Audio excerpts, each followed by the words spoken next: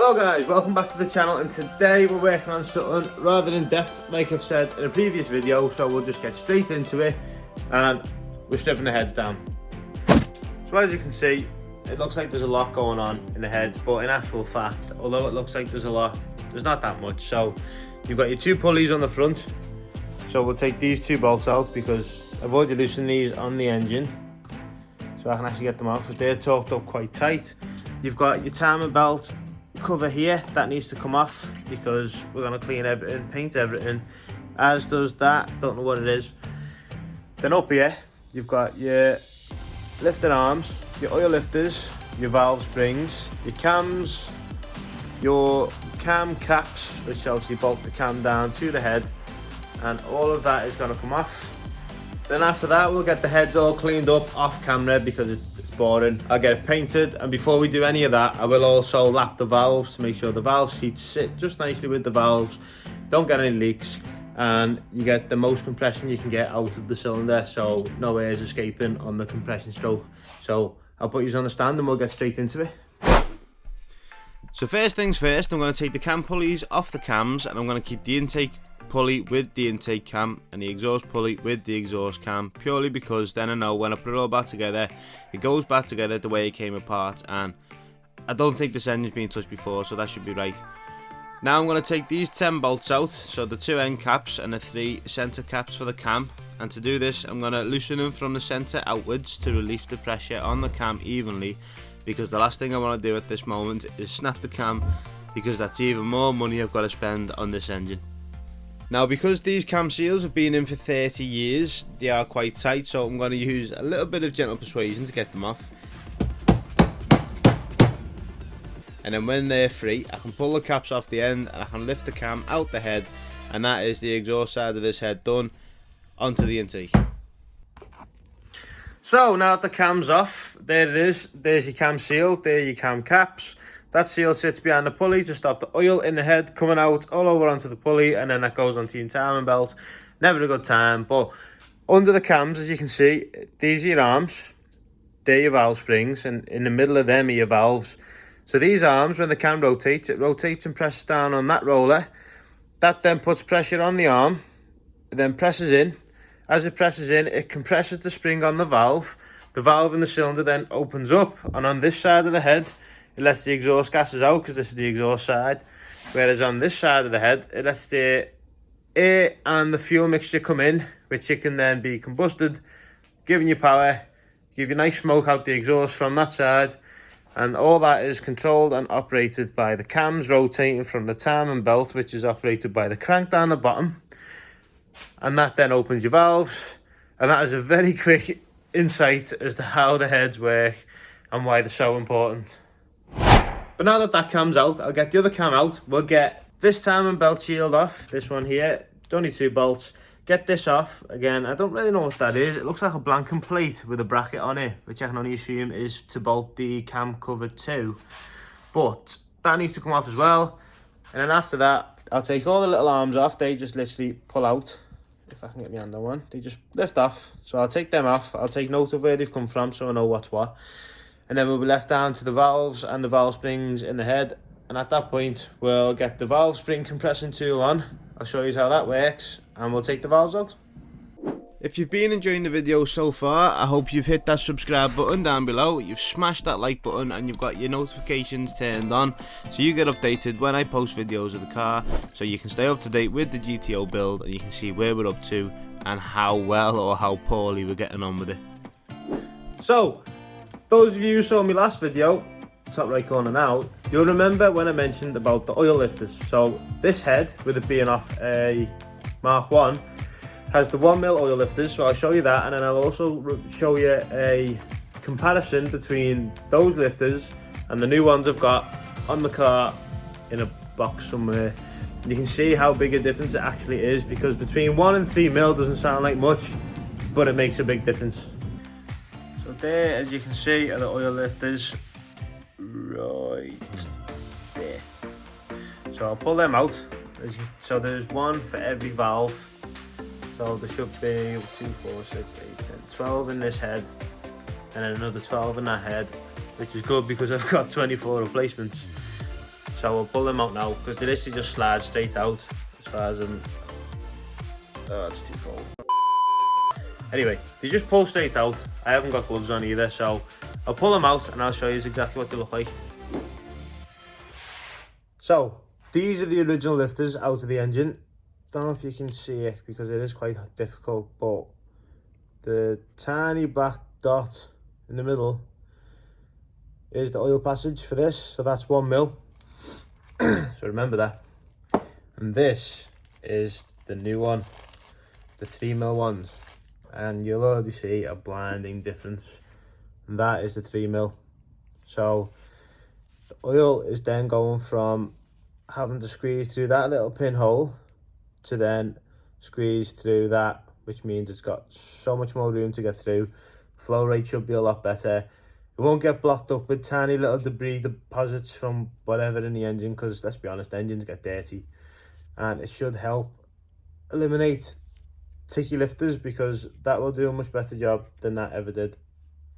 Everything's out the head. There's the lifters and the arms, there's the cams and the caps. The only thing left now is the valve springs and all the valves. So we'll take all them out. Let me just show you what I mean by that if you don't know. Obviously there are your valves on the back. These dirty black circles. They then come through and are held up by the springs, which are constantly pulling them towards the head, which creates a seal on the valve seat, which I'll show you later. So we need to get those springs to be compressed with the compression tool. Take the collars out on the top, those two little crescent moons. And then we can take the cap off the top, the springs out, and the valve should fall out underneath. So let's get straight into it. Right then guys, so I've got one valve out, because I've got my valve spring compression tool back out, because I haven't used it for a while, and the last time I used it was on a motorbike, which is a lot easier than this. But I've got one out, so I know how to use it. So I'll show you how I've done it. I'll show you how to take the valve out with that tool, and it's quite a scary thing to say the least, because if that tool breaks, that valve spring is sending the valve straight into the roof. And yeah, keep your face out the way when you're doing it. So down here on the exhaust side, there you can see the valve stem seal, which I have new ones of, so we'll be changing that. This is your valve assembly. You've got your little collars.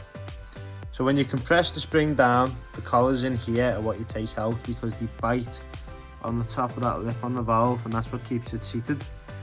So you've got to squash the spring to pull the collars out for that to then come up free, and the valve to then go from there, fall out the bottom of the engine. That's where it was seating. There's the valve seat, the shiny one. I'll flip it over and show you. But this is your valve. This is the exhaust valve.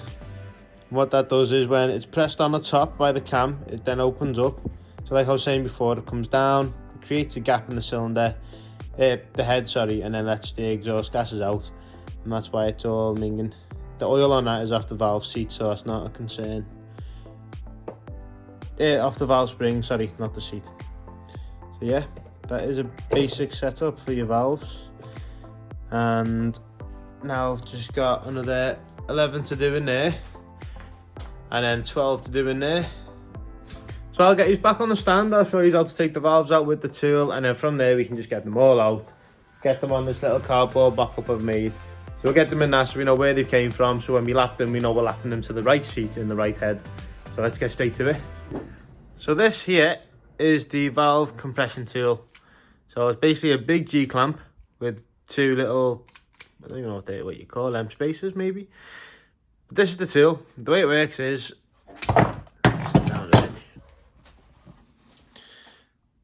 this bottom piece, this presses against the valve on the bottom, you see there. So it'll press against that. And this top piece, again, because it's like a cradle and you can get into the middle of it, the way it works is the bottom will press against that, the top will then press against, if I can spin the head, the top will then press against this, the spacer on the head. There's the little collets I was on about. So when it presses on this, you tighten the clamp down, it then compresses the spring down, but keeps the valve stem up. And these collars become accessible, so you get a magnet or a pick tool or something in there, You can pull these collars out. That then allows you to take the spring off once you've decompressed the tool, and then pull the valve out from underneath, giving you that, which then gives you access to the valve stem seal. And it also allows you to have a good look at the valve seats, see what condition they're in, and then if you need to, because the pressure's not on the valve, you can relap the valve to the seats, which I'll show you what I mean by that in a bit. But that then allows you to get better compression because you can seal the cylinder off better, because they will actually mate up as they should. So here I'll show you how it sits. So I've showed you the bottom, there's the top. So the coil just sits in there, and then as you tighten the top down, you'll see it'll probably jump just like that. You just keep tightening until those collars become free. You see how they just sit on the top there. Now all I do is get a magnet, go around the back, or a big tool or something. Get the magnet on, you can pull a little collar. So as you can see on the collar, try and get it against the table or something, there's a slight taper off to the bottom, and that's so when it sits in, it actually locks itself in properly. So there's one, and there's always two on the valve because they split in half, you see. So there's one. Sorry, the access isn't great for the camera footage, but there's the other. So that's the two, they're off. And now what we'll do is, on this, you literally just back the tool off, just decompress the spring. And once the spring's reached its max, it'll then be free to come out. Take the tool off, pull the valve out the bottom, like that.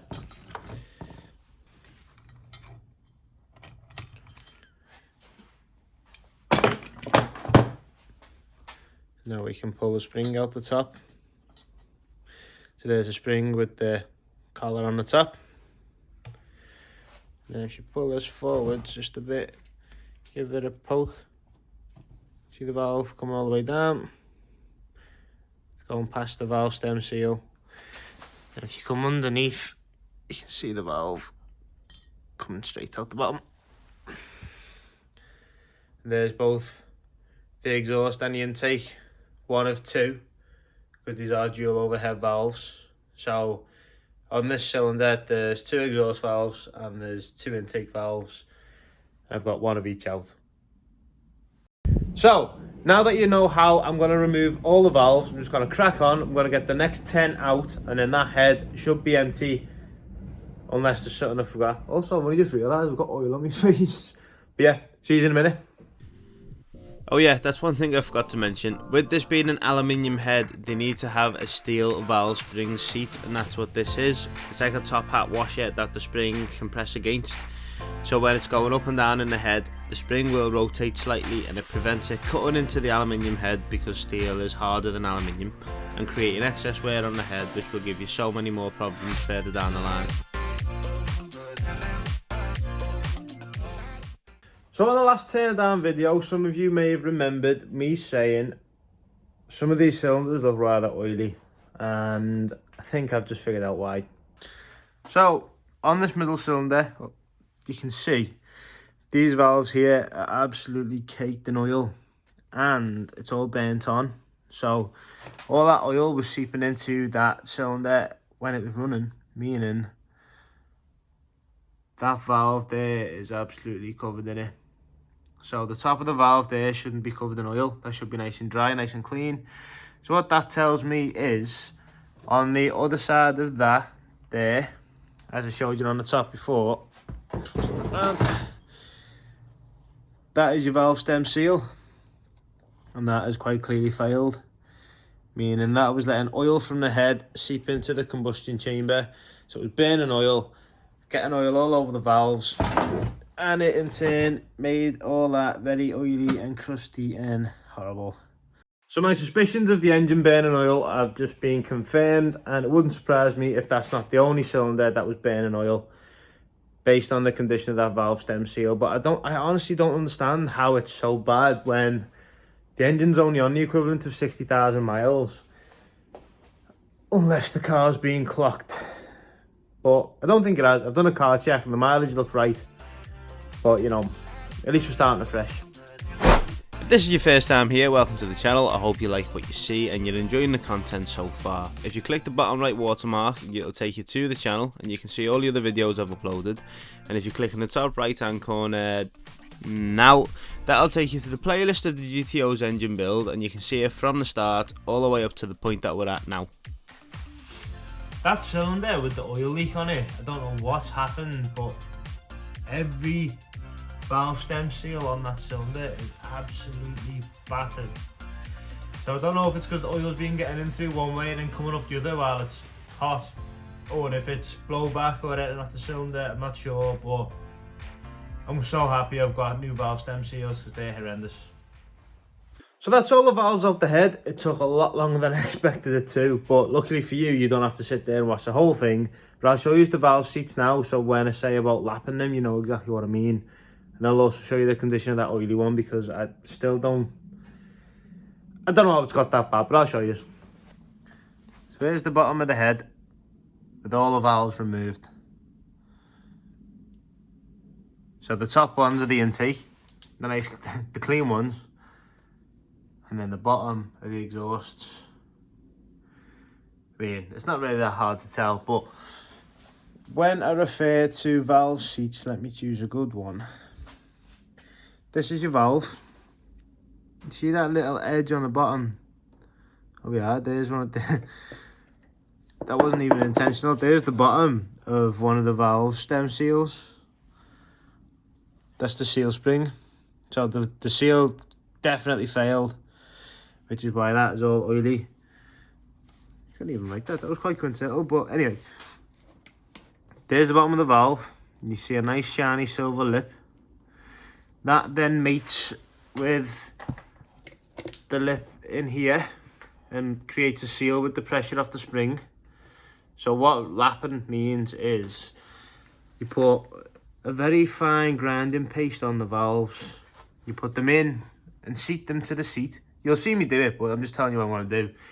So you put the paste on the valves and then you seat them into the seat and you basically spin the valve left and right, and it cuts its own seal again between the valve and the seat, so it gets like a nice mating surface and gives you a good seal on the valve seat. You've just got to make sure your valve seats aren't cooked before you do it, because you could make things worse. So you only really lap your valves when you've actually got room to on your valve seats. That's just a little example. I can't believe I found that. I mean, chances are it's going to be on some others, because that up there, that one and that one, they're your valve stem guides, and then the seals are on the top, so I'm assuming that's what's failed. But yeah, the oily head. So now we'll just remove the old valve stem seals. I think you literally just get some pliers on them and pull. There's the other one that's all chewed up. You can just see the springs falling off. And where's the other side? There. Sorry the lighting's not that good, but down there as well, that's the same as is these two sides, because these four, them two and them two, are on that one cylinder because they just got a plug hole. Yeah, we'll get some pliers on these valve stems, seals, sorry, we'll pull the seals off and then the head is stripped as best it can be for me to then clean it all up, get all the oily residue off, give it a nice respray and make it look all shiny again. So I was so wrong with that assumption. So it's now currently 2 days later and I couldn't get the valve stem seals out with just pliers because I couldn't grip it, I couldn't pull it, and they were on there pretty tight. So what I went and done was I ordered some valve stem removal pliers, which was a lot, well, not a lot easier, but it made it a bit easier. And I've also decided that I want to heat them with the blowtorch to melt the rubbers so I can actually pull them off, because again, there's no way you can get them off unless you're built like Arnie. So here's the head, there's the 6 stem seals. So as you can see, I've got them out on the bottoms. Like I said, it wasn't easy, but the blowtorch definitely helped, as did having the right tool. So we'll do the 6 on the top. There's your first 3. There's another 2 and the last one. I'll heat them up, we'll pull them out, and then that head is fully stripped down so I can clean it off, paint it, put the new seals in, lap the valves and rebuild it back up. So we'll get the valve stem seals nice and toasty and we'll pull them straight off.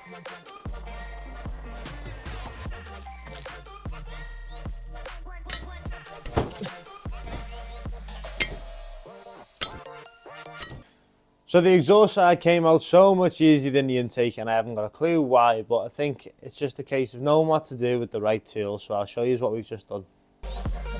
So down there, right in that corner, there's 1, there's 2, there's 3, 4, 5 and 6, and there's all the used stem seals.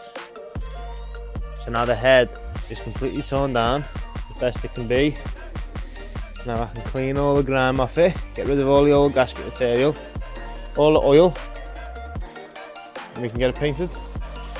So after the heavy clean down and a lot of elbow grease, we managed to get the head looking nice and shiny. It's not painted. I'm still in 2 minds whether to do that or not, because it actually doesn't look that bad once it's clean.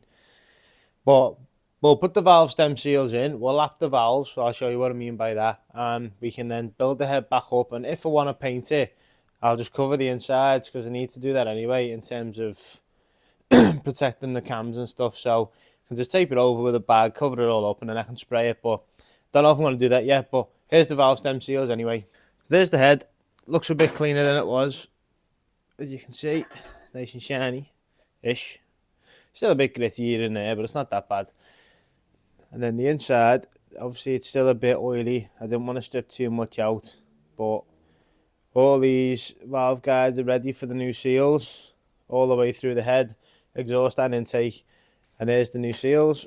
So I'm pretty sure, correct me if I'm wrong, but I'm pretty sure the green are the exhaust and the red are the intake, based on what came off, because they were all relatively uniform colours anyway.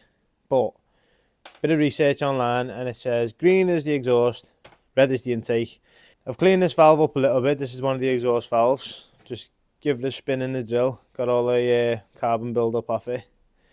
And then once the valve seal is in, we can then lap the valve, get the spring in, get the collars back in, do all of them in the head, get the oil lifters back in, get the cam follower arms in, and get the cams in, and that is that head done for now, until the rocker cover and all that needs to go on.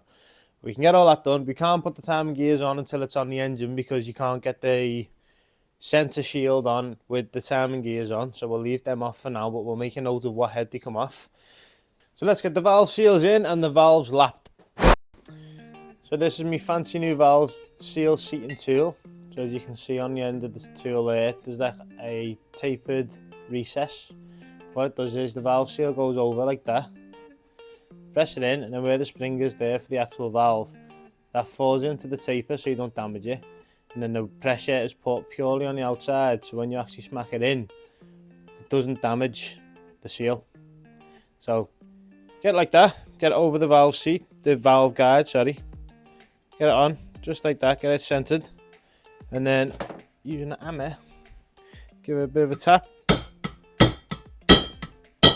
You'll hear the noise change, so it goes from a deep noise to a high-pitched ping. That means the valve seal is seated, and I'm going to do that on all the exhaust, then all the intake, and the whole head will have its seals in. Then we can get the valves in and lap them. So now I'm going to lap the valves, and like I said previously, the reason you lap the valves is to create a seal between the valve seat and the valve itself. So the valve, I don't think you can even see it on there, if it'll focus, but the valve has like a stepped edge, so it'll have one lip, then another, and it's the top lip it seals on before it gets to the curvature of the actual valve. So when you do, well, it's called lapping, so you have a fine grade lapping paste, which is basically a paste with very fine grains in it, so as you spin it, it cuts into the material but not too much. And you have a coarse grade as well, so obviously the coarse is a lot harsher than the fine. So what I'm going to do here is I'm going to start on the coarse, clean it all up once it looks nice and shiny, Then I'll move on to the fine, and then when that's clean, the valve should have a nice seal on the seat from there to there, so then when it's closed it doesn't let any air out, and it allows the cylinder to have full compression without any leaks. So the way it works is you have this, just like a little plunger. You stick that on the base of the valve, like so. And then once it's on the valve like that, what I do is I put my paste on first, because it's easier while it's like this. Oh, just grab a little bit of paste, not much, just a bit. Then you rub it round. I always rub it downwards so it stays on the valve. But you just rub it down like that, so it actually gets a bit on the seat as well, because you don't want it to just be on one side. It's supposed to cut both evenly to make it an even and uniform seal. So you get it on there. I just rub any excess on here if I have to. Then you get your plunger on the top. Or you don't have to do this now, but you can do it now just to make it easier. Get the valve in the valve guide, press it in, past the seal, then literally just that. Can you hear that noise? So it's like a grinding noise because it's cutting into the valve seat. So might use the bigger side actually. You just want to do that until it goes nice and quiet, so the noise has changed, meaning it's cut away all the main bits of dirt and all the big parts of the material to give it that bit more of a seat. Now you can pull the valve back out. Get your finger behind it. There you go. Get some tissue.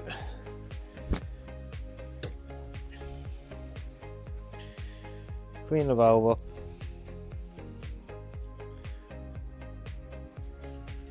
And clean the seat up.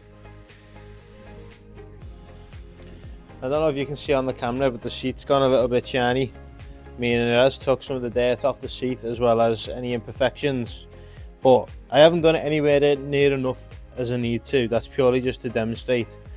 And the valve, as you can see, hasn't really cleaned up well. Again, you probably won't be able to because the camera might focus, but it hasn't cleaned up well. So I'm going to do it again, do it properly, do it fast, and then move on to the fine stuff. Same process, and then after that you'll have a nice shiny seat and a nice shiny edge on the valve, and that'll give you a nice seal. So I'll do that, and then I'll come back and I'll show you what it actually looks like, and then I'll finish it all up on the other 11 valves. Right, so this valve seat here, this one has been relapped. As you can see, it's nice and shiny. There's a nice mating surface, whereas that is what it was like before. I mean, there's a noticeable night and day difference. But yeah, so that's the one that's just being lapped. That is the valve, and as you can see, there's a nice shiny, oh, let it focus. There's a nice shiny edge on the valve, meaning it's got a good seat. And there are specifications that needs to meet for it to be within tolerance, which this is, so I'll show you that now. So all four seats have been lapped in this one, and as you can see, they're a nice shiny silver, meaning they'll seal well, as are the valves, and the valves have been lapped to their particular seat so they're in the right place.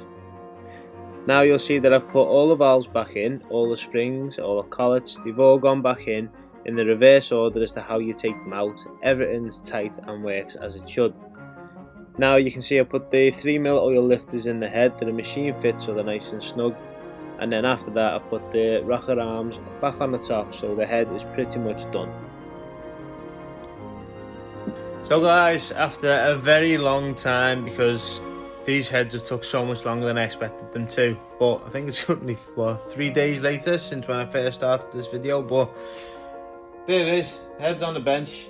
I've polished all the ports, the exhaust ports, the intake ports. I've cleaned them all up because the exhaust one was absolutely minging. But I've cleaned the ports up, got the head back together as best I can at the minute. I think I'll put the cams on the head when it's actually on the block, purely because then I can make sure everything's sitting in right, so when I time it all up, everything is how it should be.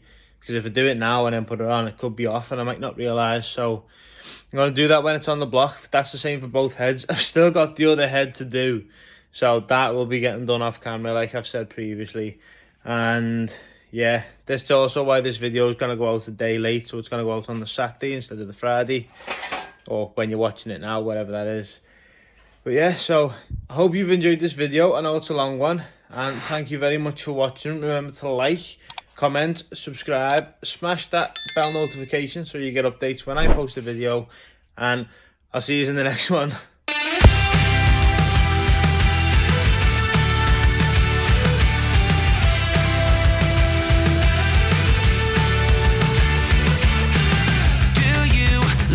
Awake at night? Are you afraid to turn out the lights? Is there something